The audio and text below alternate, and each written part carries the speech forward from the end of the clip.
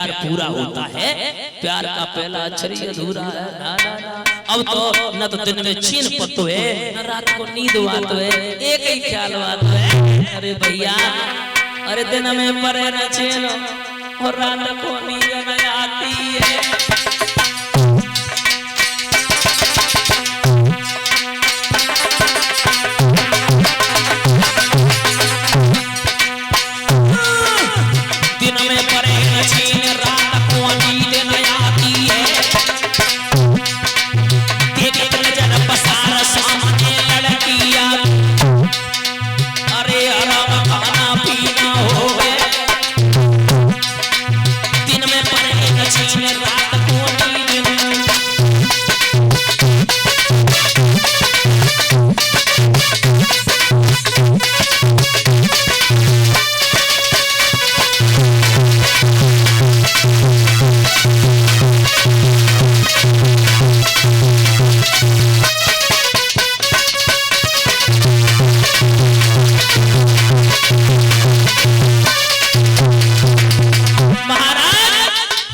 दोष नारद का भी नहीं था, क्योंकि कहने का मतलब एक है,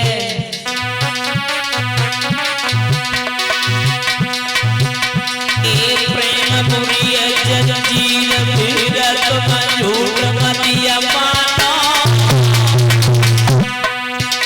जमीन नहीं जाती कछु पे सपनिया दीवानी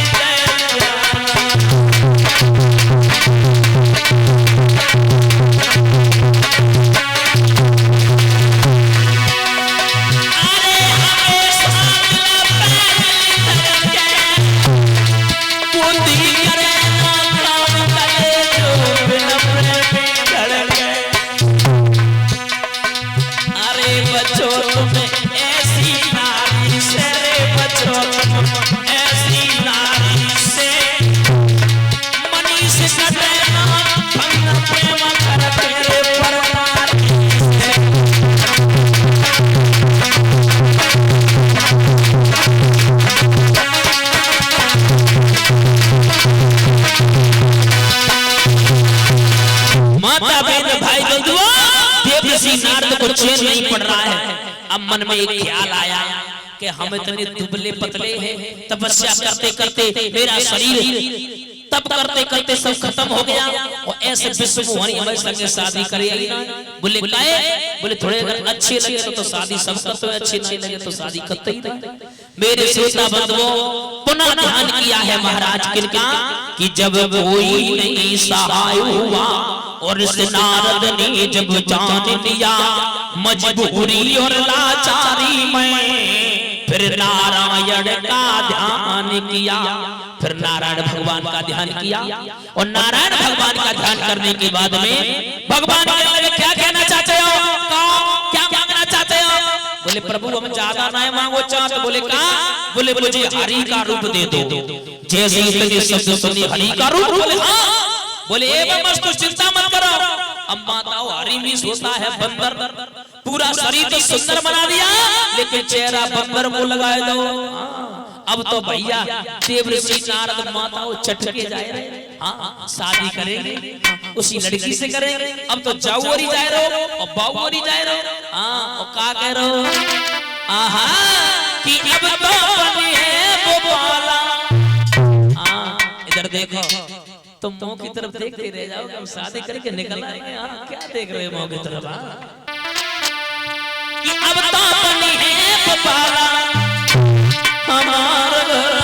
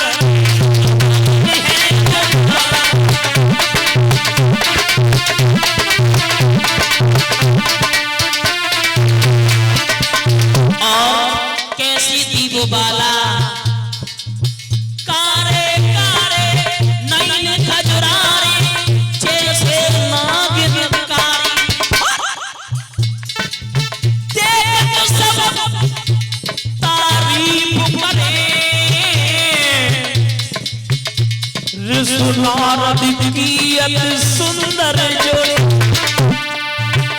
अवतार है दोबारा हमारे घर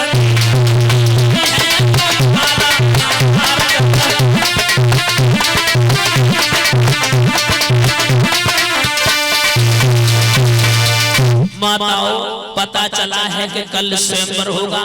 एक दिन पहले माताओं सीटें डर ना पाई, पहली सीट पे बैठ गए, अपने हाथ में कुर्सी डाल ली, बैठ गए। कुछ लोग बोले के पागल हो गए क्या? देवऋषि नारद बोले मैं शादी करूंगा, पागल हो गए क्या? विष्णुमोरी यही तो पहले तो जयमाला लेके निकली और पहली सीट पे माताओं बैठ गए। और जब पहली सीट पे बैठ गए, अब तो महाराज सुबह हुआ और जैसे ही कार्य प्रारंभ हुआ तो उधर से विष्णुमोहनी जो रहता था जयमाला लेके निकली।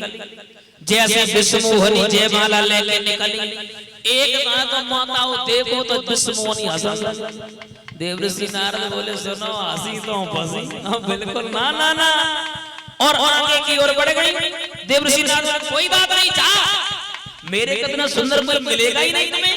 उसी समय महाराज देवऋषि नारद को कहां पता, भेष छिपा करके भगवान नारायण बैठे हुए थे। उसी समय विष्णुमोहनी ने जयमाला लाई और डाल दी। देवऋषि नारद बोले लड़की बिल्कुल पागल, मर्द की पहचान नहीं जानती, देख कर यहाँ पे मर गई। हाँ देख, लेकिन उन्हें क्या पता तब तक जो भोले बाबा की गढ़ रहे हंसने लगे। जवाब दे मैं तुम्हें श्राप दे दूंगा। गढ़ बोले श्राप बाद में दियो, पहले जाओ ठहरे भाई पानी में देख के आओ चेहरा। और जैसे ही चेहरा देख के आई माताओं क्रोध आ गया, क्रोध आ गया, रोने लगे। ओरे नारायण तू बहुत बड़ा कपटी है, कपटी। अरे भैया हुआ क्या? अरे गौ क्रोध हृदय में छाई।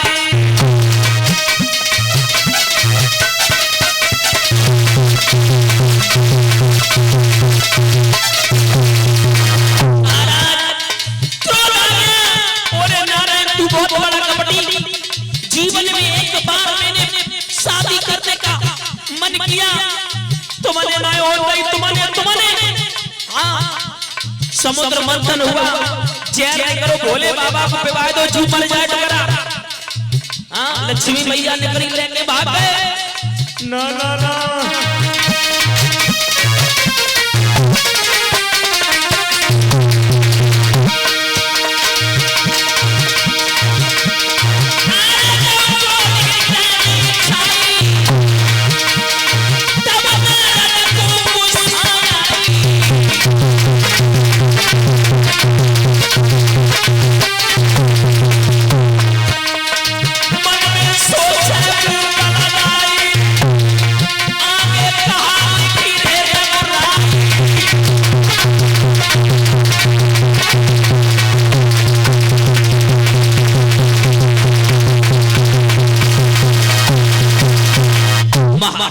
जवाब दिया, और नारायण जा मैं तुझे श्राप दे रहा हूँ। जिस प्रकार एक स्त्री के पीछे हम रो रहे, एक दिन वो आएगा तुम भी रोओगे और यही बानर की सेना तुम्हारे काम आएगी। श्राप दे दिया, मेरी कथा के प्रेमी से सुनो।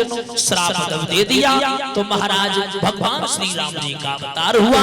अवतार होने के बाद में महाराज सीता मैया के साथ में विवाह हुआ। विवाह होने के बाद में जब वनवास हो गया, सीता मैया को रावण जब चुरा ले गया तो समुद्र सेतु के निर्माण में यही बानर की सेना काम आई। बोलिए गोविंद भगवान की।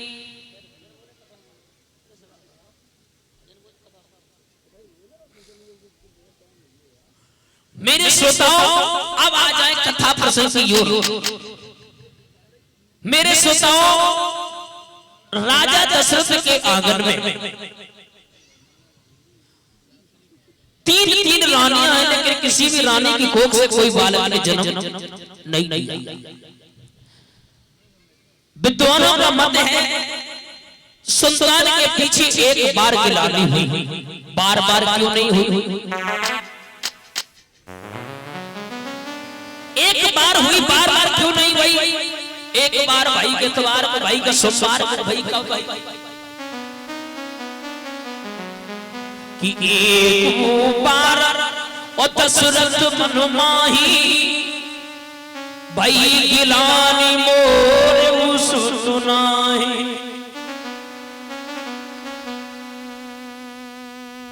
एक बार महाराज संतान के पीछे दुख हुआ, कष्ट हुआ। एक बार राजा दशरथ शिकार खेलने के लिए गए, एक हिरण का पीछा किया और हिरण का पीछा जब किया तो हिरण दूर जाकर के मानव की भाषा बोलने लगा, और राजा तेरी औकात नहीं है कि जिने राजा के उस बिना होई पासे मेरा मरण न होई।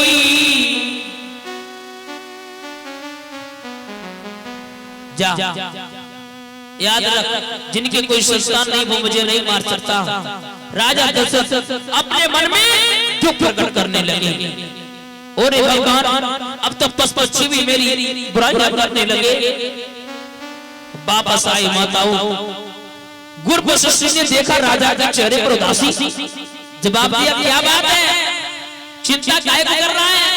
बोले चिंता का विषय है, अभी तक तो महाराज प्रजा के लोग बुराइयां करते थे, अब तो पक्षी की बुराइयां करने लगे।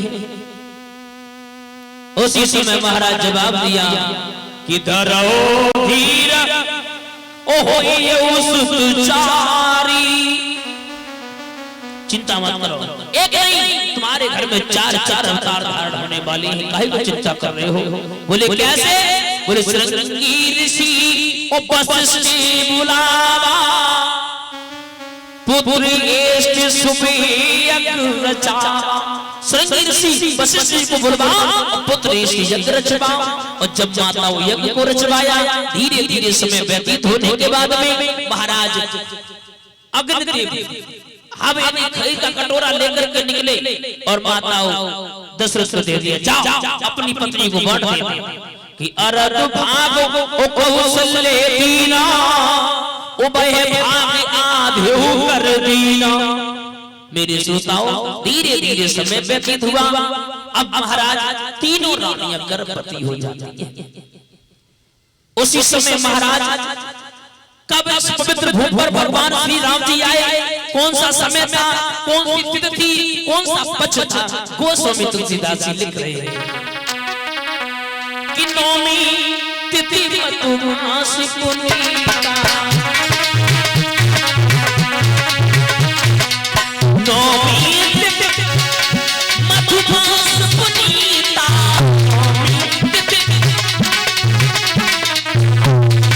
शुक्ल पक्ष अब तुझे हर प्रीता।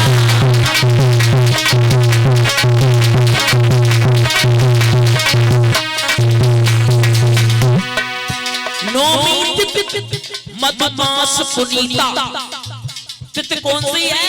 नौमी।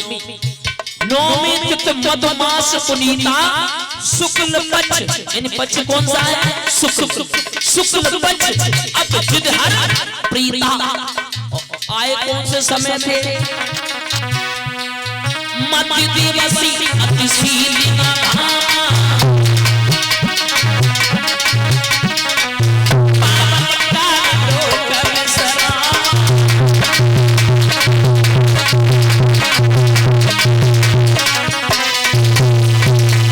महाराज एक नहीं धीरे धीरे